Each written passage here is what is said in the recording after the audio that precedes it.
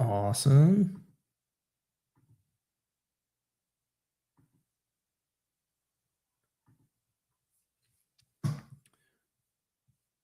Let me let some people in. So just curious before we get started, what maybe just give me a kind of lay of the land, or what are we looking to do? Mostly buyers, wholesalers, mix of both? What do we got going on?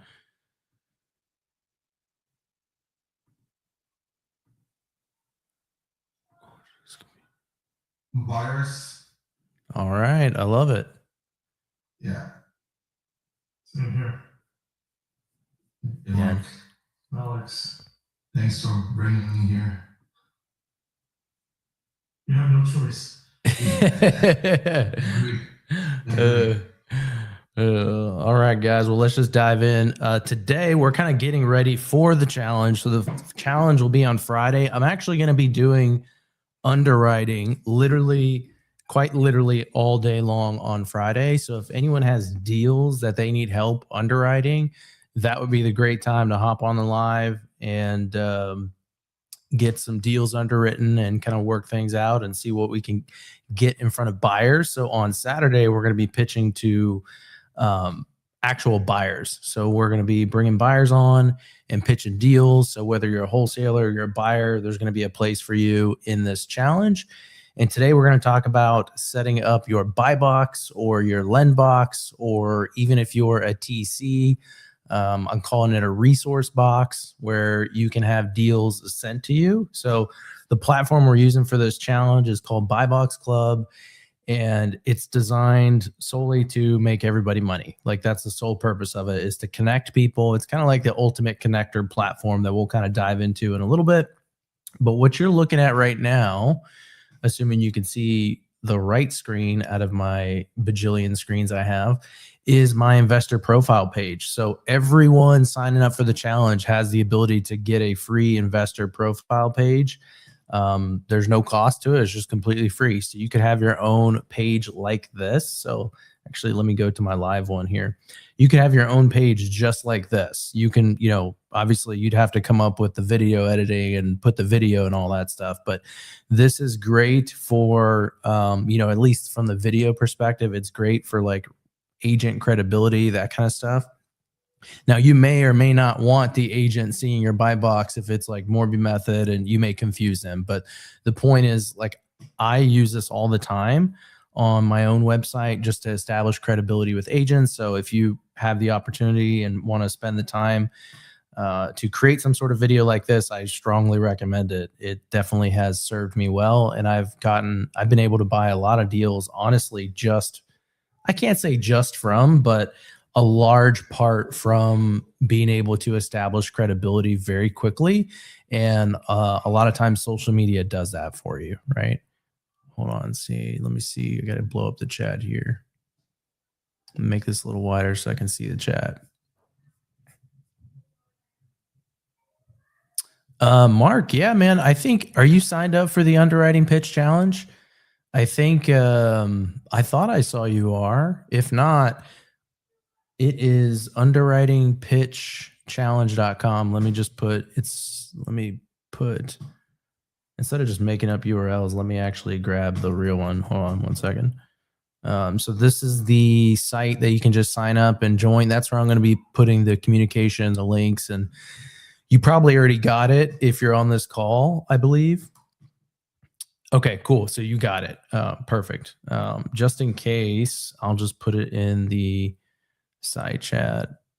And I'm actually giving away a free vacation. So the first buyer, the first wholesaler to lock up a deal from this challenge will actually get a free vacation at my mountaintop property in Pigeon Forge. So pretty cool. Actually giving away prizes this time. So there's a lot at stake. And if you actually referred the person that won, you actually get the same prize they do too. So you also have a lot of opportunities. If you're just like, hey, join the challenge and send it out to your friends, like, you'll get as many opportunities as you send it out, right?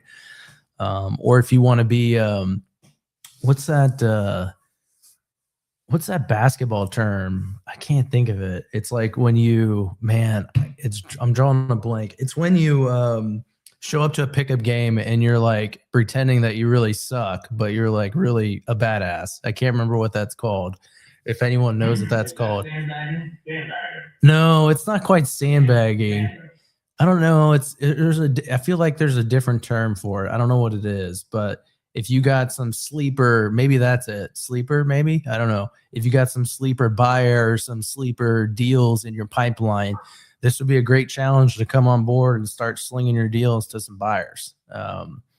So that's the challenge link to go ahead and join. But we're going to talk about creating your buy box again, absolutely free. And not only buy box, lend box, that kind of stuff. So if we take a look at this, by the way, just as a caveat, I'm doing a lot of testing on software and stuff. So don't really believe anything you see on my profile. I'm just like changing stuff all the time. So just FYI, I don't do any lending, just FYI. But you can see resource box. So I got a CFO box here. And if you go to like my buy box for single family.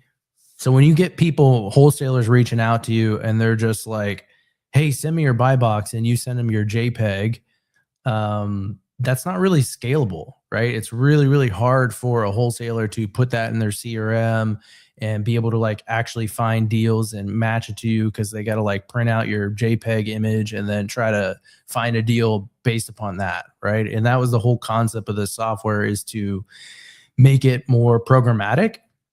So deals that are being underwritten, they'll be matching against your buy box in real time. So that's kind of like the main core benefit of it. So you can see a lot of the criteria that I have set, purchase price range. So we're going to kind of cover one by one, depending on what kind of strategy that you have. So we got Morby method, we got sub two, we got multifamily we'll cover in a second. I know Mike has done a lot of multifamily underwriting recently, so maybe he can talk about his buy box and what he's looking for.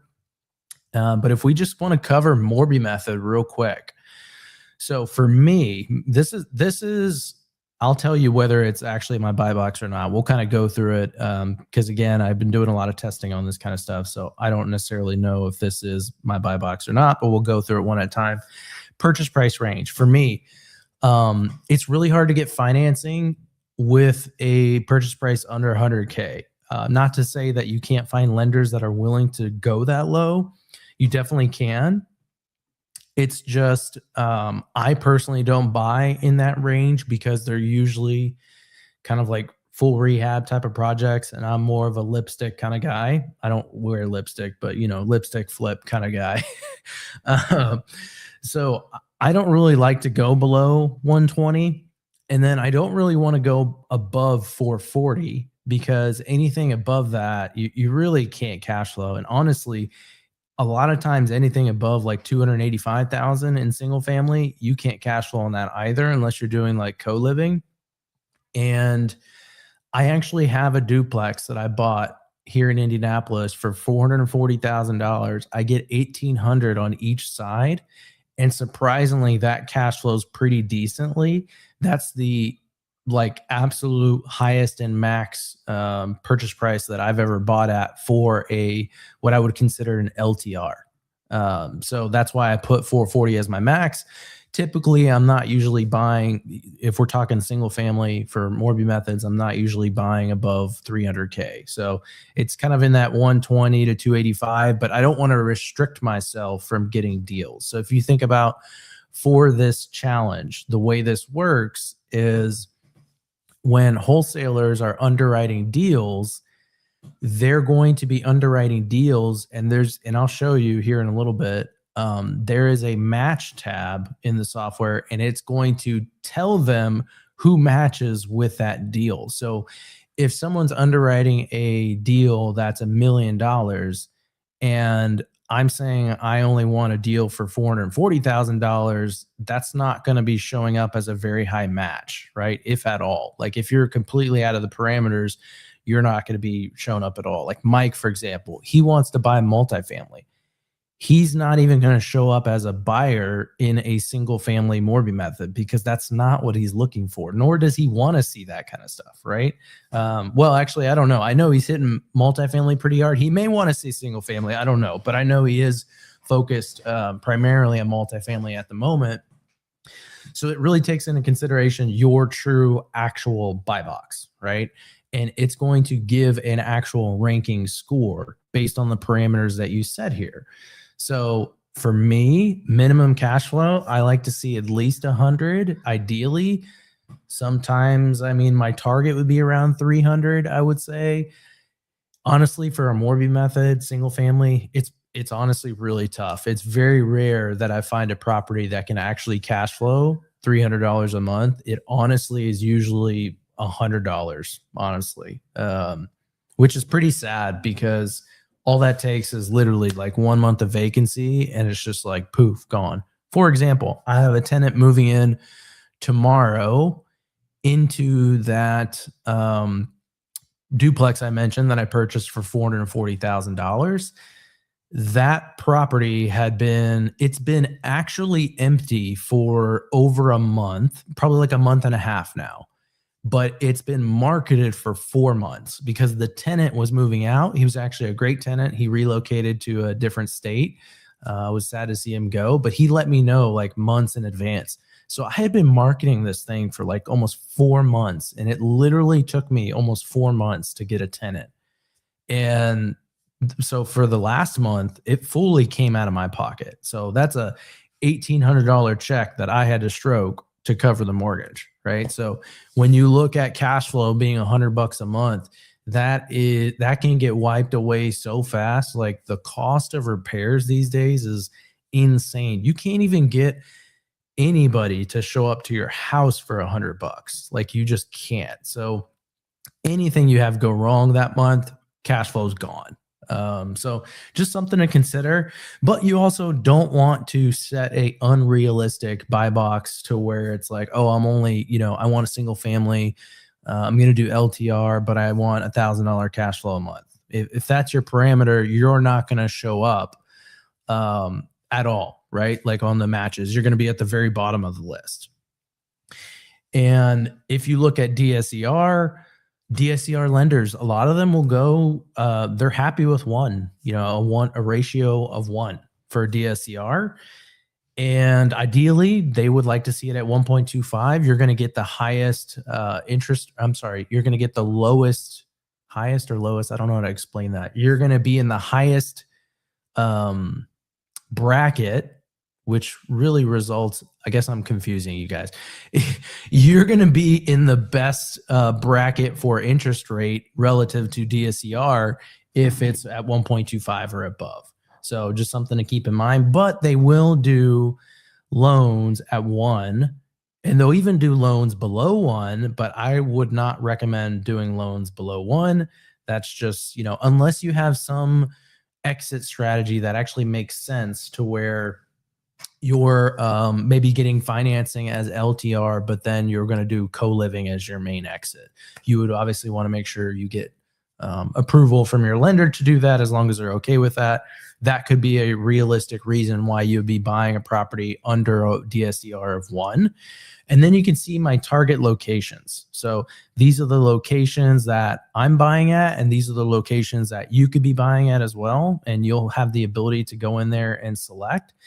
And then each investor, each buyer has the ability to place a different weighting emphasis on what's important to them. So what's important to me may not be what's important to you, right? So if you look at, for me, for example, I have a 5% weighting on DSCR. Obviously, I don't care that much about the DSCR. That one's a little bit misleading which is why I didn't put a whole lot of weighting on it, because the cash flow itself, like if there's no cash flow, your DSCR is going to be pretty poor anyways. So I mainly care about the cash flow, right? You can see I have a 20% weighting on that versus, DSCR is only 5%. And then buyer surplus. So that means getting funds at closing, excess funds, like getting paid at closing. When I'm doing Morby method transactions, I always get paid at closing. That's just the way I structure my deals. I'll put that, into reserves and, make sure I have adequate capital to operate properties because it's expensive. Just like I was saying, I have to stroke a check for $1,800 a month. Real estate is expensive. So you want to have reserves to plan for that. So that's why I have buyer surplus as the most important weighting on my scoring priority. And then cash and maturity. This really represents your over leverage, your point of over leverage.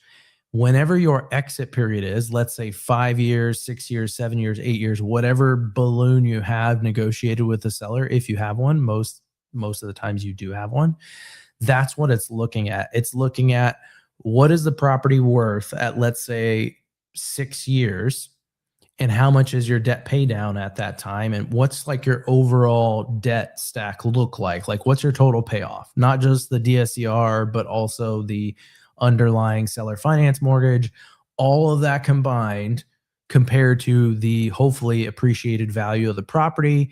And then also taking in consideration that you're probably going to be around 80% LTV on a refinance loan max.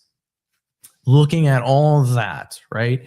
It's doing a calculation that says, hey, is this deal over leveraged? Yes or no? And so for me, I place a high importance on that because I don't want to be over leveraged in my exit, if that makes sense.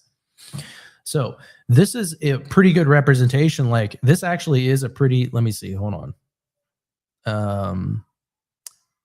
For me specifically, like I'm open to partnering with people nationwide on like JV partner, equity partner, paid consultant, whatever on Morby method. So really for me, I would really expand this to like all 50 states.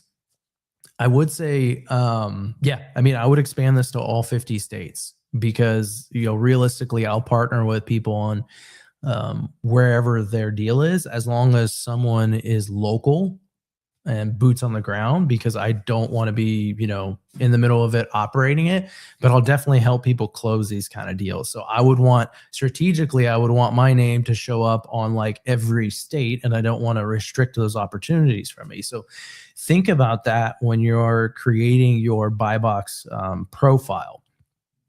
Then we have sub 2. Right. So this is kind of very similar concept, but sub 2 is a little bit different. So you can set your parameters, your entry fee, your target interest rate, all that kind of stuff.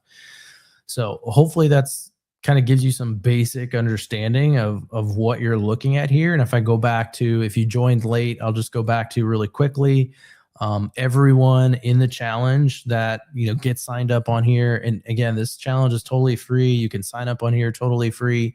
You get a investor profile website just like this. Obviously you got to come up with your own video, but it has all the buy box, information. You can put your profile, you can put custom links, you can put your social media links, all that kind of stuff. So it can be your like investor website.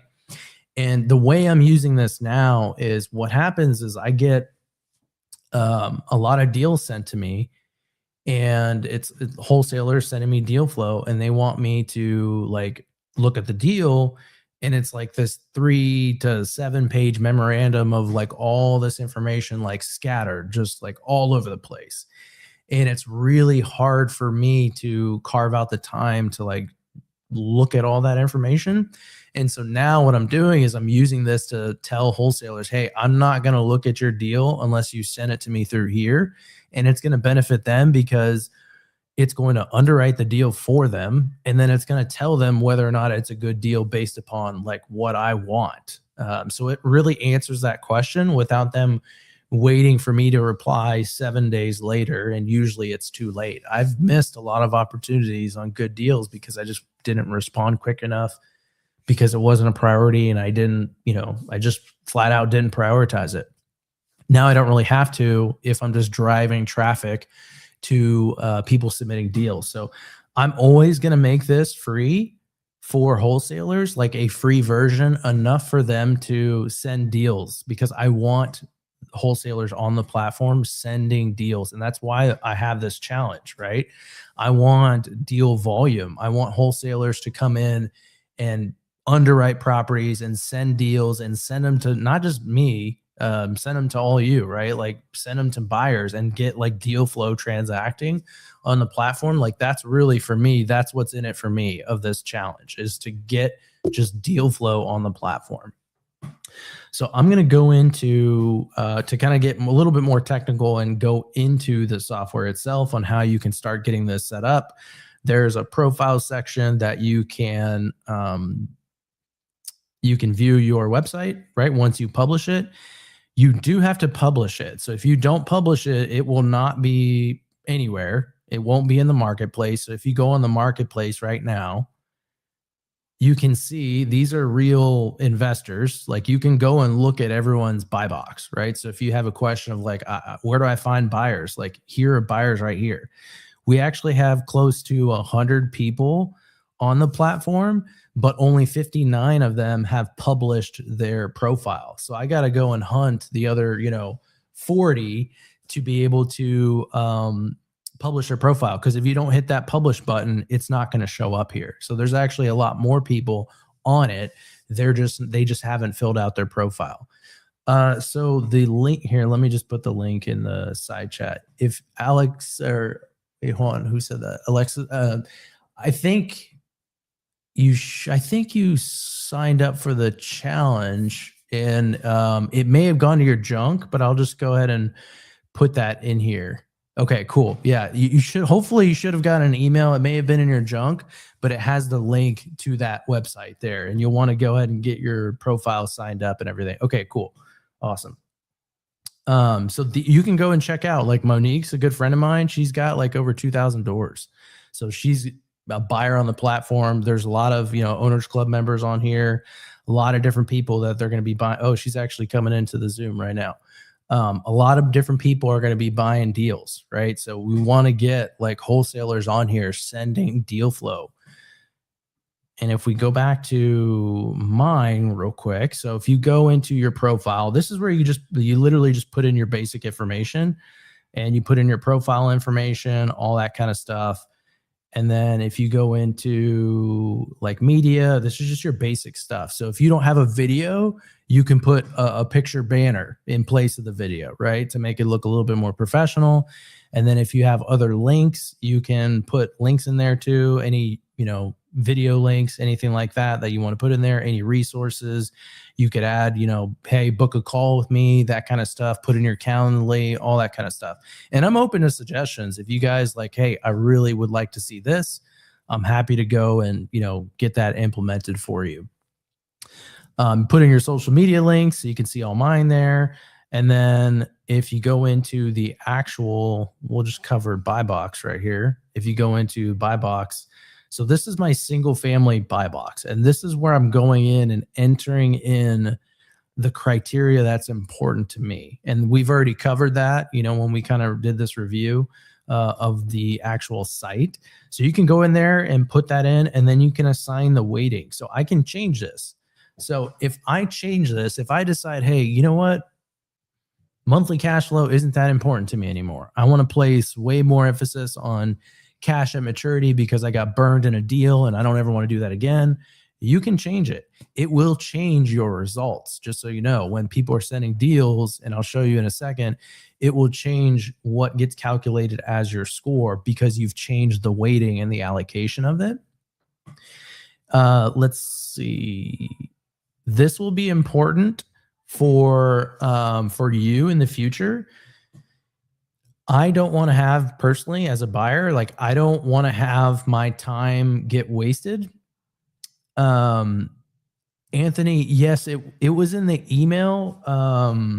Give me a second, actually. Hold on. Let me see if I can find the code. That's a good question. There was a 30-day trial for the premium. Again, I'm always going to have a free version, but you probably should sign up for the premium version trial, because you won't have as many features. Let me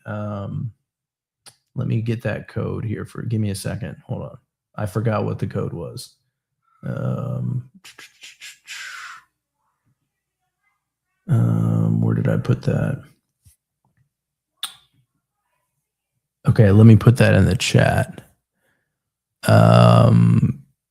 Here you go. This is a 30-day challenge. So you don't put in any credit card. I don't ask for credit card information. Legit, just straight up free. So leave your credit card at home. Don't worry about it. But you'll want to take note of this minimum match threshold. If someone sends you a shitty deal, I don't even want to know about it. I'll show you where it will be. Actually, I'll show you that right now. So if I go into my deals, if someone sends me a shitty deal, it's going to go into my request folder. If someone sends me a deal that actually matches my buy box, it's going to go into my matches folder, if that makes sense. So that's going to be important threshold for you. If I go back into the settings, actually, it's in each individual buy box. So if I go into my single family buy box, what this is saying is like, hey, if it's below a match score of 80, it's not a good fit for me. I don't really want to prioritize that. And then you can change this, right? If you're just like, dude, I don't care what the deal is, as long as, you know, I can put a tenant in there that has a heartbeat and they can breathe, and I can make, you know, if I'm just doing this for tax reasons, you could set it down to 60, 65. For me, 80 is like a really good threshold, because every time I've underwritten a deal, based on, you know, everything I put, every time I've underwritten a deal and I've been like, I don't know if it's a good fit. Like, it could be a good deal. It may not be a good deal. I don't love it right now. It usually is around 75 to 80. Like, that's the bracket range every single time. So without even me looking at the score, that's like my gut feeling of like, we're on the cusp of being a good deal. So it's, for me, that 80 is like pretty good breaking point for me. You may want to be less aggressive, and then that way you can lower that parameter and then you'll get more matches, right? But if you really want to tighten it to 90, then you're obviously going to get less matches, but it's going to be highly, highly filtered. Now, you'll still be able to access every deal that gets sent to you. It just won't be in an area where it's like prioritized for you. Like when you have the your threshold set up, you'll get like an email and stuff, and versus the other ones, it'll just be there whenever you log in. So that is definitely going to be important. There's some other things that I'm working on right now. One of the features that I'm working on, it's not ready yet. It won't be ready for the challenge, unfortunately. I was hoping it would be. You will be able to, in the future, here, I'll just kind of give you a quick little glimpse, be able to bulk upload a list of properties. Let me see. Here's my little test file here. You'll be able to upload a list of properties and the system will just underwrite all the properties for you. So you can see that it pulled in the information that it was able to pull in. I'm still testing this feature, so it's not quite ready yet, but it just created 2 deals in the system and it's underwriting it based on my assumptions. So you can see these are the 2 deals that it came up with. So according to the underwriting that it did based on my default assumptions, both of these deals passed underwriting. So I have some logic built in here that if it doesn't meet my threshold, it will fail. And if it does meet my threshold, it will be passed. And then I can prioritize deals based on that. And then I can go in and start like diving into it more and doing a deeper level underwriting, but at least you could bulk upload. So that's a feature I'm working on that'll probably be out probably in the next week or so. Not this week, but probably more of next week.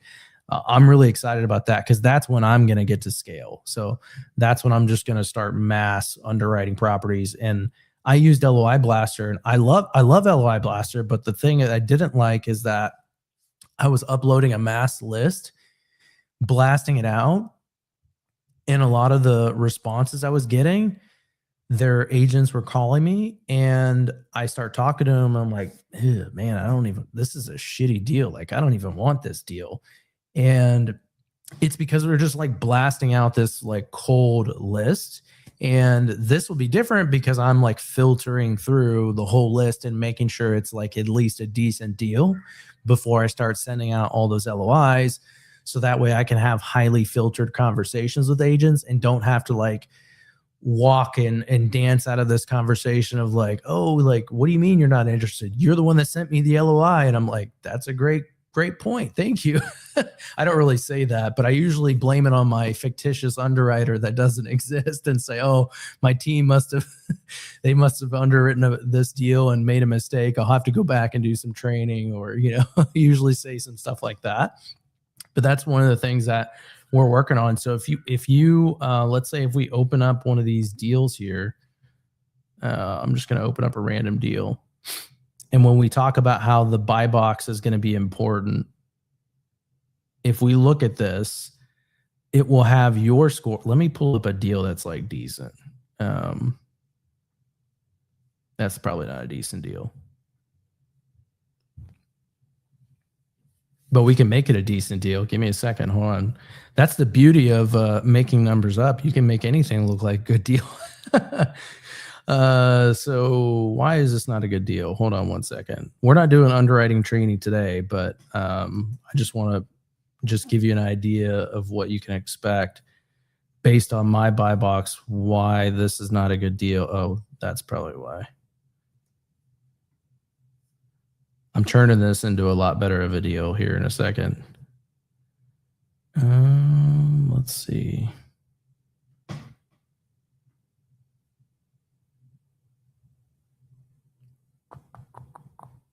Yeah, that's a better deal.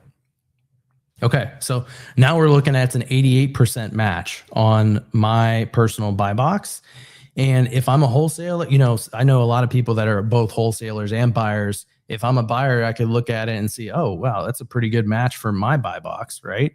But you can also look at other people's buy boxes as well. So Jason, according to this deal, this is a pretty good deal because it hits his target. Jason's looking for a $100 target on monthly cash flow. He's looking for a DSCR of 1.2, and he's looking for a buyer surplus of 30K. So we've met or exceeded all of those expectations on his buy box. So that's why it's ranked at 100. And then if we just go down the list, Jay's looking for at least 300. So that's why I didn't score that high on him. Now, what I should probably do is bring in the weights, because this tells me just by looking at it, because he hit 100, 100, 100 on everything else, he must have a high weighting on his cash flow, right? Like that must be really important to Jay. So you can kind of just see where these deals rank on people's buy boxes. So for Monique, for example, her target is $400. I know that because I'm looking at it, right? I can see it on the screen. So that's going to be what we're going to be doing as far as this challenge. And let me kind of, I'm not going to get into this training too much today. We'll do that like on Friday, but the whole challenge, the way it's going to work, essentially, if you're going to be a wholesaler or you're going to be a buyer, you're going to have the ability to send the deals to those investors. Okay. You'll be able to hit send. So you'll be able to search, like if I want to send this to Jason, you can send, for some reason, Jason, I think he has two different profiles because he just loves the software so much. You'll be able to send this deal to Jason. I'm not going to send it to him now, and he will be able to see it. And then when the deal gets received by Jason, he'll actually be able to go in and make changes to the deal without affecting your version and be able to send it back to you for feedback. And you can have this kind of like two-way communication on changing the deal, right? So if you're a wholesaler, this is pretty big because you're going to be able to like pre-vet deals and make sure it matches to buyers before you even lock it up under contract. And it's pretty big for buyers because you're going to eliminate all the bullshit and you're going to remove all the bad deals and just get highly filtered good deals, right? So it's kind of a win-win for both parties. But that's why it's going to be important for you buyers to set up your buy box. So spend some time setting up your buy box, and I will be live all day Friday, starting around whenever I wake up. I don't know what time I'm going to wake up, 4:30, 5 a.m., something like that, or earlier. I don't know, but I'll be live all day long, literally sitting in front of my screen, just underwriting deals, working on releasing different things and catching up on my own portfolio. Just like the whole day is being spent working on just real estate stuff, and I'm going to be doing it live. So if you have any questions, just feel free to hop on and we can chat and walk through anything that you need help with. So take some time to flip through this stuff. So we didn't really cover this, but you can go in and put it in locations. So if you want to like, hey, I only want to buy in red states, right? Then you can go in and filter on that. Then you can go in and you can change it per strategy, right? I may just say, hey, for sub 2, I'm not buying anything unless it's in Indiana. That may be the attitude. And for me personally, that is true. I don't want to buy anything sub 2 unless it's in Indiana. But for Morby Methods, like I'm down to partner nationwide. Like it doesn't matter. So I'm just going to update that. And then this updates on my site and, you know, people can see that now. So now instead of me just showing up in the 29 states, I'm going to show up in all, you know, all of them. Right. Then you have LOIs. We're not really going to cover that in the challenge, but you can customize LOIs in the platform once you get your email like set up and everything. But that, you know, for the purpose of this challenge, you can just kind of ignore this, but that's what this is for, is to set up your LOI templates, and you can have a different LOI template for each asset class. So if you look at multifamily, let's dive into multifamily real quick, because we may have some multifamily people here. Multifamily is different from single family, right? So there's different things that we're looking at. We're looking at cap rate. We're looking at NOI. Those are probably the two biggest things. I mean, there's a lot of other stuff, but in terms of underwriting, you know, I'd say that's the biggest like mindset shift of like looking at deals. It's cap rate NOI versus, you know, just cash flow, right? So that's what you can go in and enter that in here. I also have, this is helpful for me. This is really helpful for me. I don't know, Mike, if you've used this at all. I actually kind of forgot about this until now, honestly. But if I put in a purchase price of 1 million to 5 million, and if I look at this helps me figure out like what does my NOI target need to look at.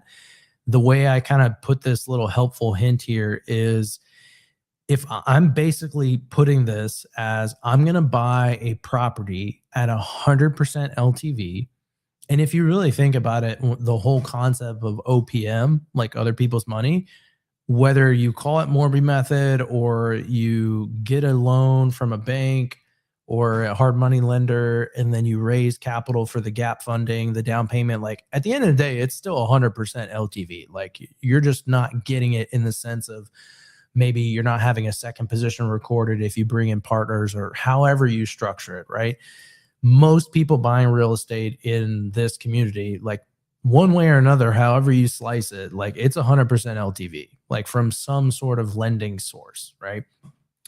So I am setting the NOI target based on that to say, hey, calculate a mortgage payment based on 100% of this price and 100% of this price, and do it at 8%, which is a very, like in at least today's market, when this is filmed, a very aggressive number, right? Because you're getting loans for less than 8% now. So I'm being conservative by saying that. So whatever that annual payment is for a $1 million mortgage at an 8% interest rate, take that number, which this is saying is $92,618. Then take my monthly cash flow goals. So if my goal is to make $1,000 a month, that's $12,000 a year. Combine those two numbers together, and that's what should be my NOI target for my minimum. Okay. So it's doing the same thing here based on 5 million. So if I change this to 2 million, that number here, this helpful little hint will change, and it'll tell me, okay, based on what I want from cash flow and purchase price, my minimum NOI needs to be 197,236. And then you can go in here and change that to whatever, you know, to the 197 if you want. It's just there to be helpful. I find it incredibly helpful to have that. I'm going to change this back to 1 million because that's where I want to keep that at. So then if you look at, again, LOI settings, pretty self-explanatory. I don't have this LOI portion integrated yet, but the reason why I have this beginner cash to seller is when I start sending out LOIs, I'm going to send out offers at a lower down payment. And if there's any like big takeaway from today, that's like one of my biggest negotiation hacks slash tips that I can give you is that let's go right here for a second. Let me pull up a deal.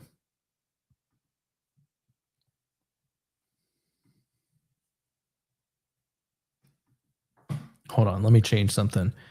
I had let's see, single family.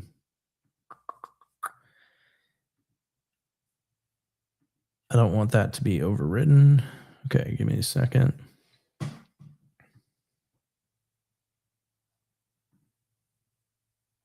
Okay. All right. So the seller in this deal, in this particular deal, is not going to like the fact that I'm going to ask them for $100 monthly payment seller financing. Like they're just not. Because if I was going to do this $137,000 amortized over, let's say, you know, here's what the seller really wants. They really want this, right? There ain't no way I'm paying this seller $1,000 a month because look, I would be losing my ass by doing that. So I'm definitely not paying the seller $1,000 a month. That's what the seller wants. Okay. That's not what I'm going to give them. I'm going to really try to land at $100 a month.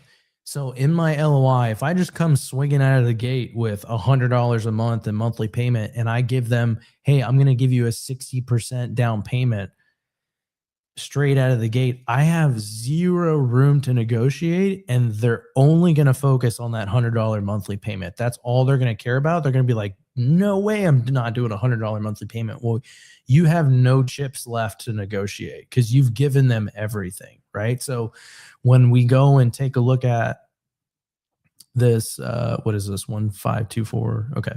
When we go back to your buy box and we take a look at this, for this, when I start like generating LOIs at scale, which will be probably sometime in the end of next week, the system's gonna underwrite it for you, upload a spreadsheet, it's gonna underwrite it, and then it's gonna be able to send out LOIs. That's like the goal for the end of next week. That's what I'm racing towards. And so those offers are gonna start at 30%, even though I really gonna land probably at 50, is because I don't want to start at 50 and I have nothing else to give. I want that $100 monthly payment. So I'm going to start at 30. And then when they balk in my $100 monthly payment, I'll go back to them and say, how about I just give you all that up front? Like you want $1,000 a month. I want $100. So we have a gap, right? How about I just give you a huge chunk of that gap up front and you just capture as much money as possible? I'm willing to go up to 50%. But I really need that $100 monthly payment. Like that's really critical because I need to cash flow. I need to pay the bills. You, Mr. Seller, you don't want me in a position where I can't pay the bills, right? Like that would be bad for you.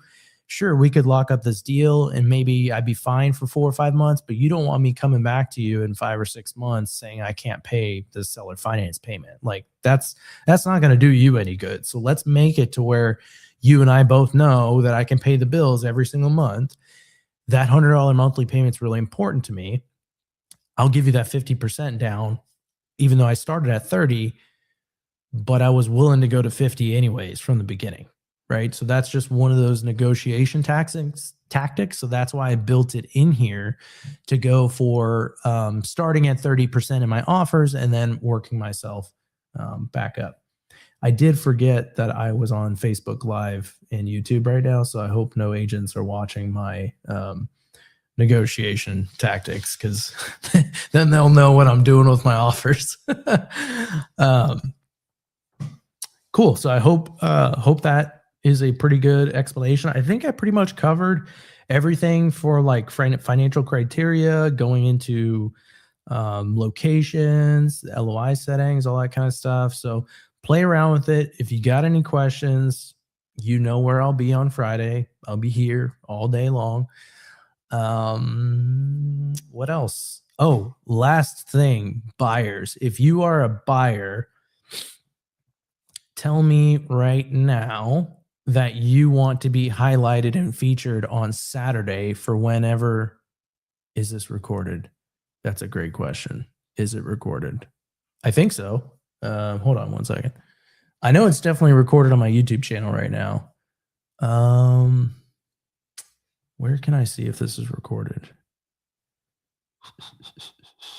Yeah, we're recording this right now. Okay, cool. So, okay, cool. I didn't even finish my sentence, but thank you, everybody. I want to highlight the buyers because what I'm going to be doing in this training, in that feature training, is I'm going to be training people to send deals. Now, I just want to set expectations.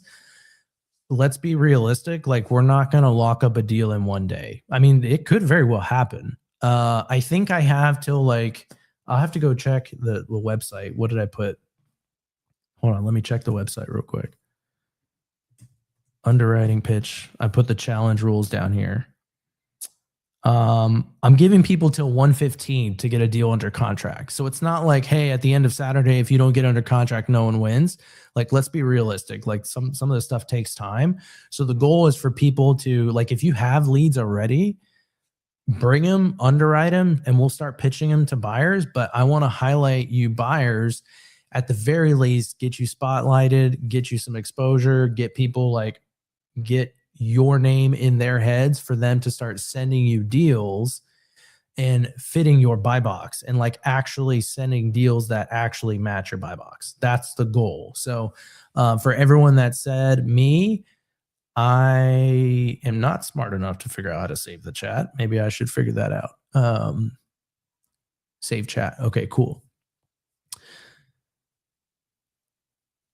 Is there any chat group or WhatsApp group for Founders Club? No, there's not, but that's a good idea. I was thinking about creating a Discord, honestly, because I'm on Discord like all day long. I'm not like physically on Discord, but it's open on my computer all day long. No Discord. Okay. All right. You're not a fan of the Discord. I like Discord. I just don't like it when there's 7 million channels. But if there's only a couple, like I personally like it. WhatsApp is great. Yeah. I mean, I'm okay with that. We could look at doing something like that for sure. Yeah, absolutely. And obviously the intent of, so on that, I'm not going to talk too much about that, but the intent of that is for people to like do deals together. So we have this mastermind included with the software where we're just collaborating and doing deals together. And anyone that needs like feature improvements of like, hey, I really need this for my business, I just go out and build it and put it in there. So those are things that we're putting out there. And I also have another thing that's coming out soon. It'll probably be ready tomorrow. Let me see. Where is it? Give me a second.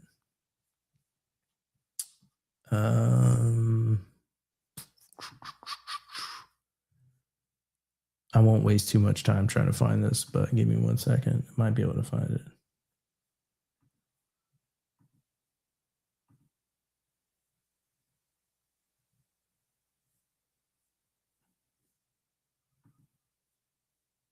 No, I won't be able to find it. Well, I'll just tell you about it. I have a chat feature that you can chat with the investors too. Like if you're like sending deals back and forth to each other, it's like a kind of like an iMessage type of experience where you can like live chat with people. So that's pretty cool. It's coming along, working pretty well. So I'm excited about that one too. Okay, so I got all the people that are no Discord, no Slack. Noted. Okay, everyone says no to the Discord idea. Glad I asked. Hey, what's up, Greg? What's your thoughts? I'm only replying 30 minutes later, so my bad. Okay, so we have a handful of buyers. So between 11 and 1 p.m. Eastern Standard Time on Saturday, that's when I'm going to be featuring the buyers.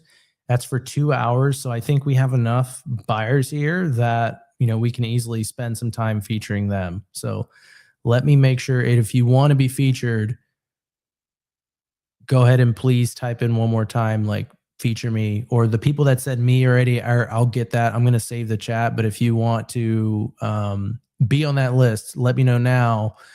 And I'm going to save the chat here in a second. So that way I can make sure to reach out to you and bring you up on here. What I'll do is I'll send you a StreamYard link because I'm going to be live on Facebook and Instagram and YouTube, and you'll be the ones to have that link. And then I'll bring you up on stage and we'll kind of like talk podcast style and get people to send you deals. Actually, on Saturday, this will be better. When we're doing the recording on Saturday, I'm going to be pushing, or the training, I'm going to be pushing people to send deals to everyone here that is saying they want to be buyers that are featured. So that's what I'm going to have them do. I'm going to have that list of people to send to, and I'm going to have them sent. They're going to send deals on the platform. So make sure you have your buy box set up, because if you don't have it set up yet, by the time we get to Friday, they're not going to be able to send you deals anywhere. So you want to make sure you have it set up and make sure it's realistic, so that way I can push people over to you. Does anyone have any questions? That's all I have for today. So I just wanted to keep it brief. I just wanted to do like a basic intro training on how to get set up, so that way, yeah. What's up, Mike? What do you got? How are you filtering who's got access to these deals? Because this is open to people outside the community as well, right? Yes. When you say how am I filtering, could you clarify that?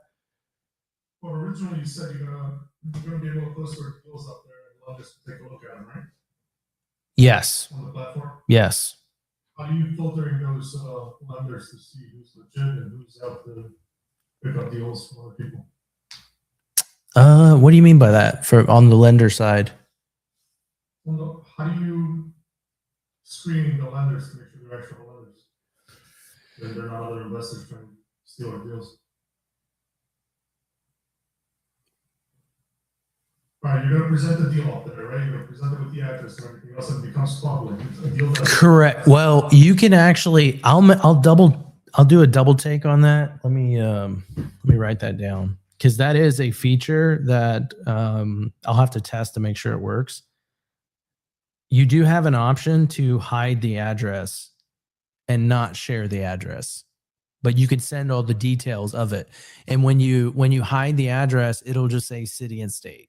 Like that's what I will double check to make sure that that's appropriately occurring. But that is an important, yeah, correct. You would not want, the address, just like you wouldn't want to be sharing your screen like I am, like just sharing all that stuff.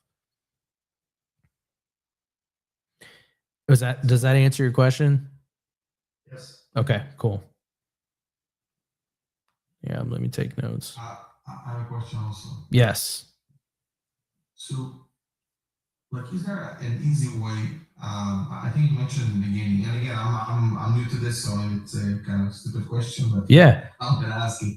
So, what's the easy way? So, I have now like a potential property, like 440K, 425K. Anyway, so what is there an easy way to see whether it's a good fit for like a mortgage method? And it seems like the seller agrees for 50%. Okay, for 5% for 5 or 7 years. Yeah. So, is there like a napkin underwriting the rule of thumb? I think you mentioned something 275 or something. Should be up to 275. Are you talking single family, or what are you talking? Single. In this case, it's single. Yeah. And is your exit LTR or is it co-living? So as an LTR, it doesn't work because the rent is too low. Even we run it as a co-living, still like it was kind of very on the border, if it's a deal or no deal. Yeah. Is there any like napkin guidelines, like so that you know how to dive deep into each property more? Yeah, I'm always looking at the 1% rule. I'm looking at rent comps relative to the purchase price. I think usually if I can get it to be about 0.9, so not even quite 1%, like 0.9%, that usually will put me in the ballpark of a deal that I can probably massage and make work, or it's high enough to where I can spend the time underwriting it properly, right? If that makes sense. It's far from this. Okay. With LTR, it just doesn't. Yeah. But if it's co-living, I mean, you got to weigh that, you know, you got to look at it from there's risk in co-living too, right? You got to make sure you hit your numbers. So if it, you know, some deals just don't pencil out, right? So, but if you're asking as far as napkin math, that's, you know, that's usually what I'm looking at, napkin math.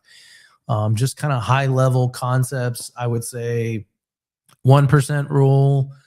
Morby methods don't usually ever pencil out from an over leverage perspective less than 7 years in single family.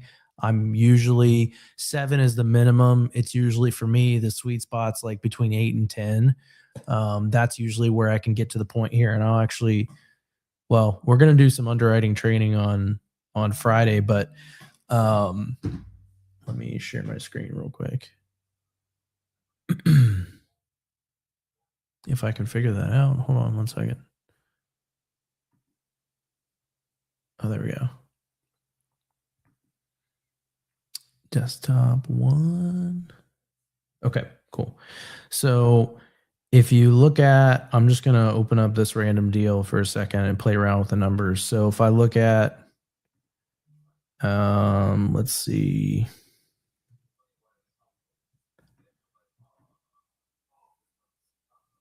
This right here is looking at my leverage position. So we got 50% seller financing. Hold on 1 second.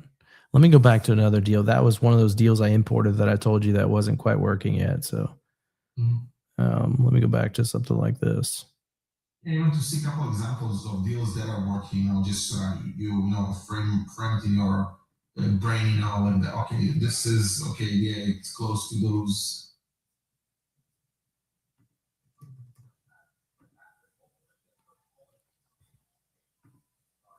So what this will do is it will look at, if you see if I'm moving the years, right? It's looking at your bank loan payoff over time.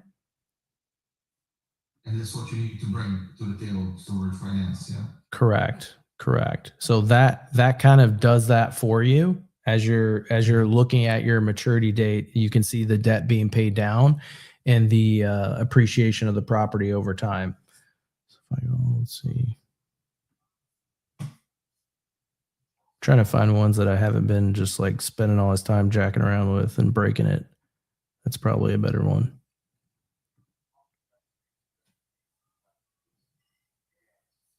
But we'll cover more on Friday. I'm going to be doing a bunch of underwriting training on Friday all day long. That makes sense? Yeah, appreciate it. But yeah, you said the 1% rule, you know, and we always should be underwriting for LTRs, yes, in general, because something changes tomorrow, you know, you can't do anything with this property. Yeah. Yeah, correct. I mean, I would. Manage to say that these are deals they were like penciling out, you know, for the 1% rule, yes. Correct. Close. Yeah. I mean, 0.9 and above, I'm usually pretty close at that point. 0.9. Yeah. Okay, awesome. Thank you. Yeah, for sure. Yep. Yeah, if you need help with the WhatsApp group, let me know. Okay. Appreciate it, man. I'll put you as an admin, you know. Cool. Oh, shoot. I got to save that chat. Hold on. I'm going to lose that. Let's see. All right. Does anyone have any other questions? And the main, quote unquote, main event for the training, at least, will be Friday from like 5 to 6. But I will be basically doing it all day long, if that makes sense. Let me make sure that I actually was able to pick up this chat.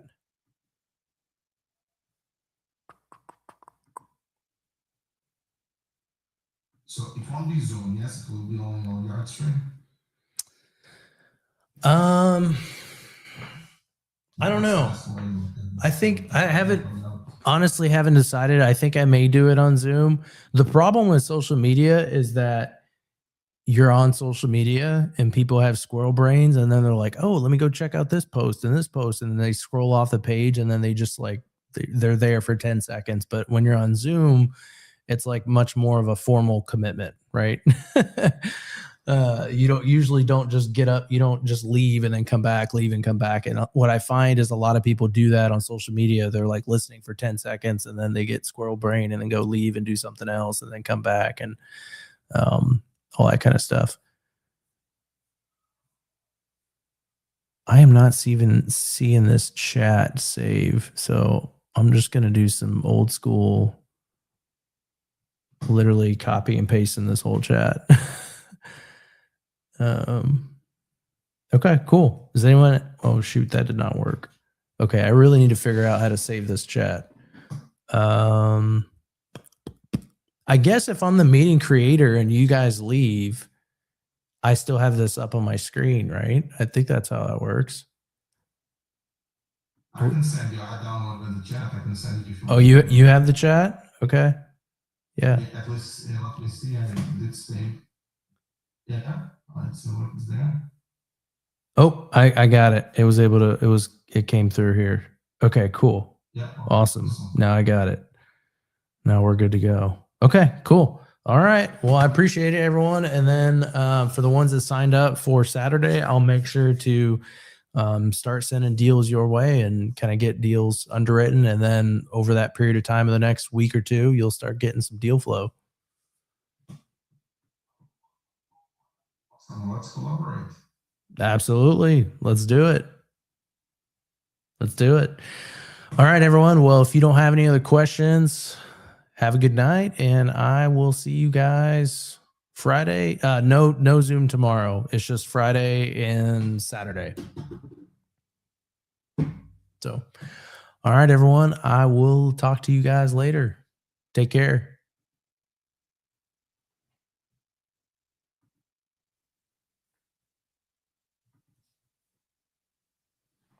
If I can figure out how to leave. All right. See you guys. All right. If you're watching on Facebook or on social media, unless you got any questions, I'm going to call it a day. All right. I will see y'all on Friday. We're going to be going at it all night, all morning, all day, all night, all following morning, all following day. So looking forward to it. Going to be going 34 hours straight.